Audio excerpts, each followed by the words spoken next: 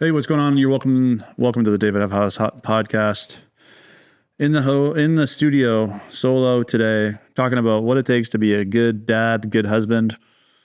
Obviously I became a father, 4 years ago now. My daughter, actually 5 years. My daughter's turning 5 in July, and it's actually given me an opportunity to do some deeper spiritual work, and that's what I want to get into a little bit today. This is, I guess, a podcast for the dads. But sure, if you're a mom listening to this or a wife, I'm sure you might get something from it as well.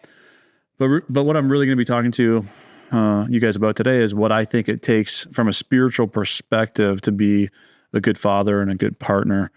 We'll start with being a good father.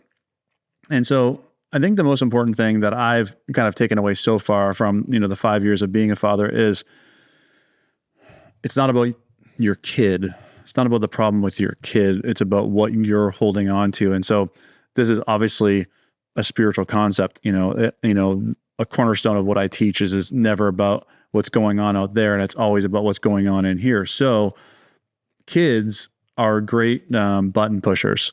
And so when they push that button in us, it is up to us to reflect back inward to see what button it was and why that button is there in the first place. Let me give you an example. So one of the buttons that's been being pushed by my daughter recently is that she hates going to school. Like, she does not want to go to school. Now, I don't want to discount the teachers or anything, because the teachers are awesome and they're doing a great job. I just don't think she likes the process of like getting up and going to school. Once she's at school, I see the videos, I see the pictures, I know she's having fun. But there is this element of her not wanting to go to school. And every day at the door of the school, I walk her up to the door. I'm the one who's responsible for getting her up and getting her to school.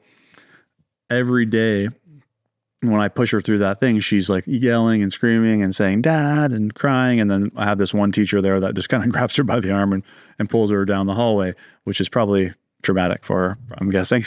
But anyways, so I was doing some work and recognizing that this is not about her, it's about me. And so in that reflection, what I recognized was that I was avoiding sadness. Like, I almost wanted to pawn off the responsibility of taking my daughter to school to my wife out of the needing to avoid the sadness I was experiencing by, feeling bad for my daughter.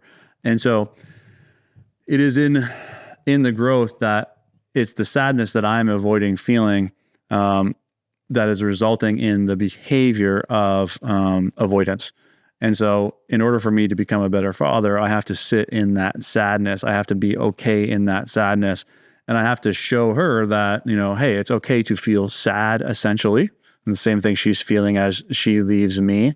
She's feeling that same sadness. And when we're separating, I feel sad that we have to separate. And so she's obviously picking up on that. And so for me to be okay in that sadness and then allow her the space to feel sad as well and to process it properly so that she can go to school and, recognize that she's going to have fun beyond this sadness. So if I didn't have spiritual awareness, if I didn't have this awareness about looking within, I probably would have continued through the process of finding a way to pawn off my responsibilities as a father in taking my daughter to school. So that's, I think, step one is we have to recognize what buttons our kids are pushing. And another button that gets pushed a lot is like, kids are annoying. Like, it's like my daughter is like just constantly asking me question after question after question. Pair that with having a 1.5-year-old who requires also constant attention and constant supervision. It's like, it can be extremely annoying. Like those, 4 or 5 hours I'm with them in the evenings can sometimes like really, really drag. And so the button that's being pushed at me there is one, the guilt of being annoyed by my own kids, right? And so recognizing that it's like, it's okay to feel annoyed. It's okay to feel a little bit frustrated. But then allowing those feelings to be processed. Underneath that frustration is probably the guilt of like not being a good parent because we're annoyed by our kids. So then that guilt needs to be felt. And so as you see, is like all of the triggers that we are experiencing aren't a result of our kids per se. It's more so a result of our inability to actually process emotions. The other thing that I noticed is that in order to be an amazing parent, you have to do one thing, and it's not really about how much time you spend with them. It's about how present you are when you're spending time with them. And so most of the time when I catch myself being annoyed with my kids, it's when I'm trying to do something else. When I'm trying to send an email, send a text message, or even scroll through Instagram. When I'm trying to do something else and they are requiring my attention, that's when the frustration comes. And so I just set the intention to give my kids, 2 or 3 hours of completely present time, which I'm actually still working on, because there is this element of there's other things that need to be done around the house. And my wife and I are learning a balance of, hey, you kind of do that, watch them while I go cut the grass, take care of the pool, whatever that may be. And then I'll kind of be present with them while you are making dinner or whatever else needs to be done to keep the household running. And so we've been working on a balance like that. But the most important thing is that when we are spending time with them, we have to remain present. The second we're not present, that's when that being annoyed, being frustrated comes in. Along with that comes the guilt of being annoyed and being frustrated. So I definitely think that there's something that needs to be done with respect to making sure you remain present. And that is what your kids are gonna get the most from. The other thing, obviously, is you just need to be there, right? And so don't worry so much about how you're showing up or how much you're showing up, but just trying to be there for them. And one of the recognitions in something that I have to deal with is that I would say that I had probably not a great childhood. My mom died when I was 9. My dad was kind of non-existent. I had other friends and family that were helping take care of me, but essentially I was on my own. And I never want my daughter to experience that pain, but in recognizing that I am helping her avoid pain, I also recognizing that I am not giving her the ability to face adversity and then learn the strength and the skills required to pull herself out of that adversity. So I've really been pulling myself back from saving her, essentially, right? Recently. So every time she experienced discomfort, every time she experiences a struggle, my MO in the past was to just solve, right? She can't put a puzzle together, I would just do it for her.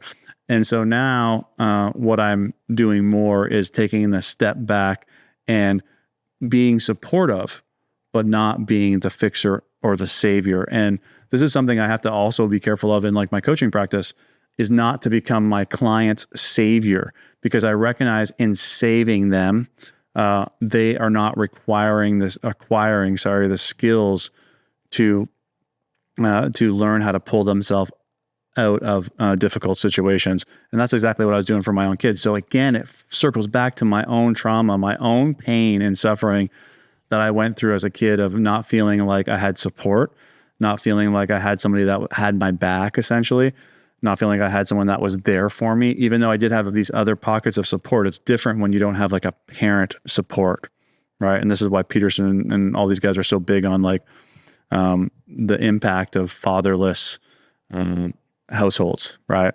Is because the man in the relationship is like the rock, is the support system, is the strength. And when kids don't have that, there is it develops obviously big issues. And that's kind of the way I felt as a kid, is that I didn't have that support. And so the fix for me with my kids was to make sure that I gave them over support. And then in doing that, I recognized that I was basically making them wimps, right? And so I had to take a step back. And in taking that step back, I had to deal with the pain of them struggling, right? So similar to my daughter going to school, it's like she's struggling as she's going to school. I have to give her the space to allow her to feel that struggle, but then learn how to push through it on her own without me coming to save her. So I think those are the big ones.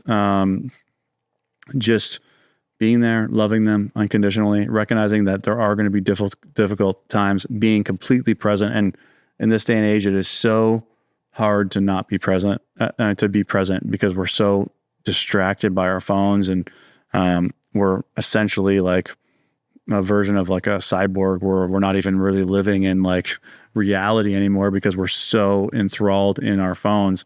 And when that translates into parenting, it's probably going to create some pretty messed up kids if you're not careful. And so I just try and not do anything besides hang out with my kids when I'm hanging out with my kids, if that makes sense. And so again, recognizing it's about you, not them, as a recap. With respect to like being a husband, I think where most men fail is we had to be a certain person to attract our wives, right? To attract our girlfriends or whatever it may be for you. And somewhere along the way in the relationship, you stopped being that person, right? And so everything that you had to do to attract your wife, to basically sell her on marrying you, on dating you, you stopped doing, right? And so the funny thing about me is that, I was kind of like a master at like picking up women, for lack of a better term, and not to sound like I'm some sort of pig, but essentially I was. So I guess I have to let the truth out there. But like, I was essentially like, a player, if you want to call it, for lack of a better term. And like, I was amazing at selling women on who I was, which was like the man, essentially. And then at one point in my relationship with my wife, I kind of stopped being that. I kind of started being this pathetic, man who was like constantly asking for sex and, being like, she was the gatekeeper of my pleasure. And because of that, I had to like always make her happy and always make sure that she was getting what she wanted. And if that didn't happen, then I wasn't going to be able to experience joy either.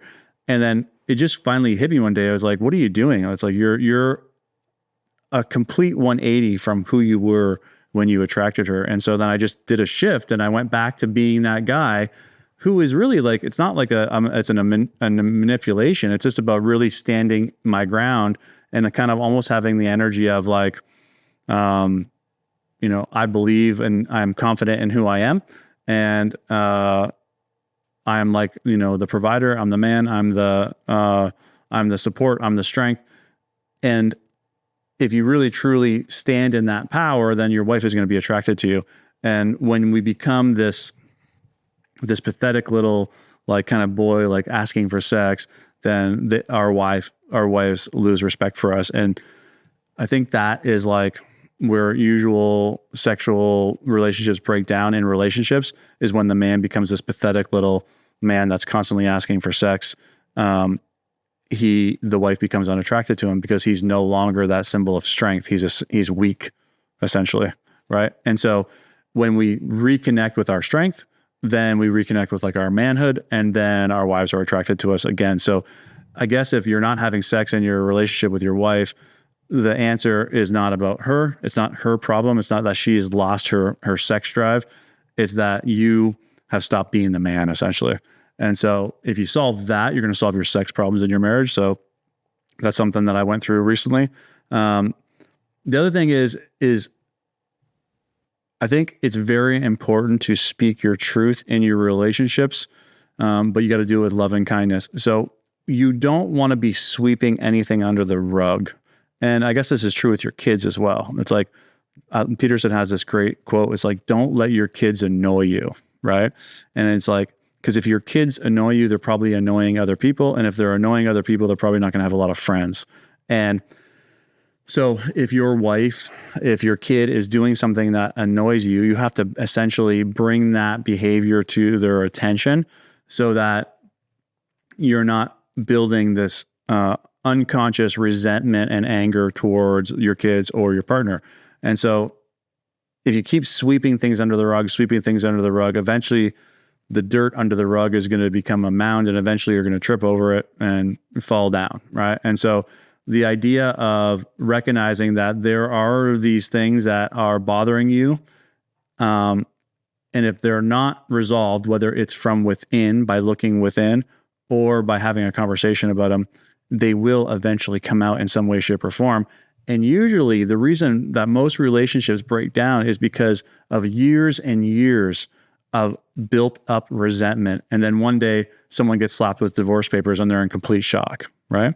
And so I think a big thing that we have to do as men is we have to call shit out, right? And so if we're not calling out behaviors that we are not okay with, out of the fear that we won't get sex, let's say, it's kind of like a recipe for disaster. I think the second thing as a man is you can't rely on your wife for your happiness, and vice versa. Your wife can't rely on you for their happiness. So the famous line from the Jerry Maguire movie is that you complete me.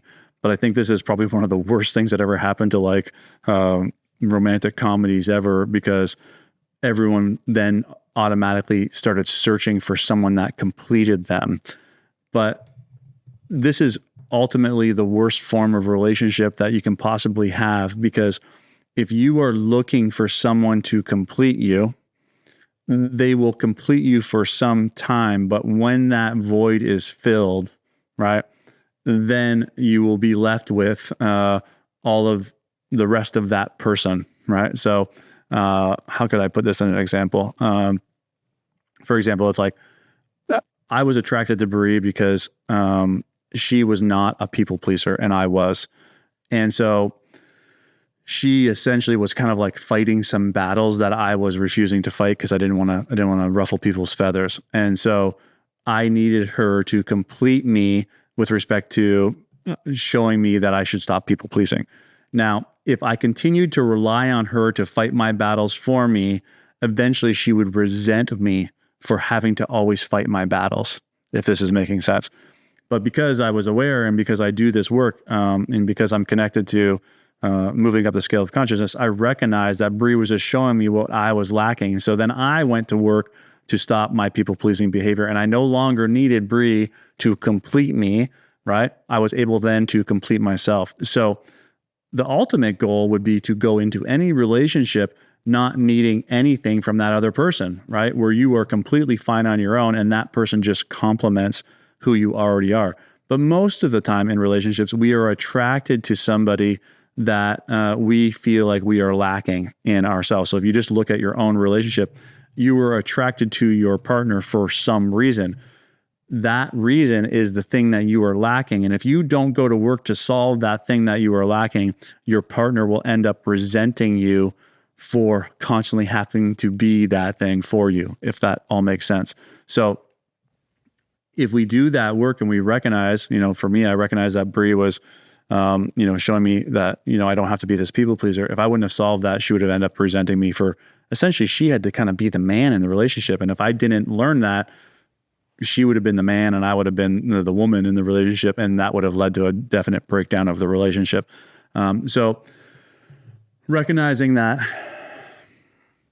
we have to recognize why we were attracted and solve for that within our own selves. The second thing is you can do with resentments is you can just recontextualize any resentment to, like, for example, I always give this example in, coaching is that when I first started dating my wife, she would come into the house and she would just throw her coat on the floor and leave her shoes in the middle of the room. And that would drive me nuts. And we would have fights about it and she wouldn't put stuff away. But when I started recognizing that this was creating an emotional trigger for me, I started doing the work on my own. And the emotional trigger it was connected to was when I was a kid, I was very shameful of the house I lived in, the cars I drove. So when I grew up, I never wanted to have a dirty car. I always wanted to have a clean house. And that behavior still is in me today, but now it's not out of a necessity to have a clean house because I'm fearful of the shame. It's just like, that's the way I like to live now. But when she was leaving her coat and her shoes on the floor, that's what it was triggering in me. So when I did the work and let go of the shame around that, I could then pick her coat up and put her shoes away from a place of like love and gratitude for her, as opposed to, out of resentment that I had to do that for her. And so over time, as I continued to do this, and every time I did it, if I felt the resentment, I would just convert it into like love and like an act of service towards her. Then what would happen would be she just started putting her own shoes away and started hanging up her own coat. And almost to the point now where like my wife is like essentially like kind of like a neat freak. She can't handle anything kind of like on her counter and that kind of stuff, right? And so it was a complete 180 from who she was when we first kind of started dating. And so that all came from me letting go of what I was holding on to and recontextualizing that resentment or that thing I needed to do for her as an act of service and love. And because of that, she shifted. So that brings me to kind of like the last point of this podcast was that you cannot change people, right? That doesn't mean people do not change. It just means that we have no control over changing other people. The only way that we can create an impact on other people's lives, including our children, including our spouses or our partners, is to change ourselves, right?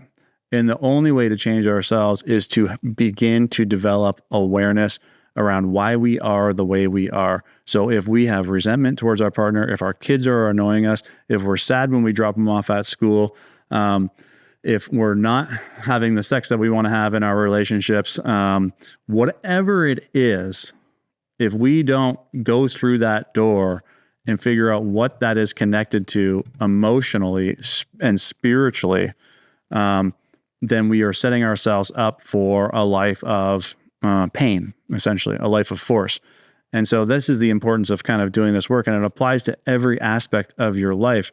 It is never about what is going on out there, and it's always about what's going on in here. And so the sooner we really truly connect to that and believe that, we will stop trying to change our kids, we'll stop trying to change our partners, and we will be able to look within and make the change from within. And when we change from within, usually what happens is the people around us change. So if you want to influence your kids, you want to influence your partner, make the change on your own. And then the other thing that I did want to touch upon with the kids that I forgot to bring up was that your kids don't owe you anything, right? And I think this is like a big thing is like, I think parents, especially parents of older children, of adult kids, have this belief that our kids owe us something, right? Because we provided for them. But it's like, we made the decision to become parents. We are not parents as a result of having kids, right?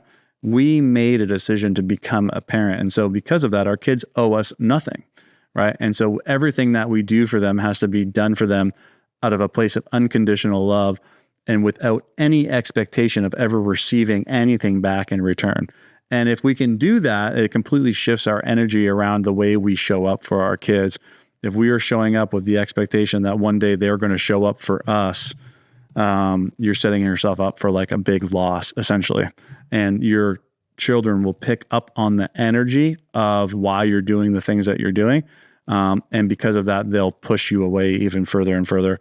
And you'll end up attracting the thing that you don't want, which is that lack of connection with your children. So that was the last little thing I wanted to add about that. But yeah, that's what I've learned so far. That's what I've used to apply these principles, these spiritual principles into fatherhood and into my relationship with my wife. And you know, so far so good. My wife and I recorded a podcast that we're going to release next week. And we kind of just talk about why our relationship is so easy.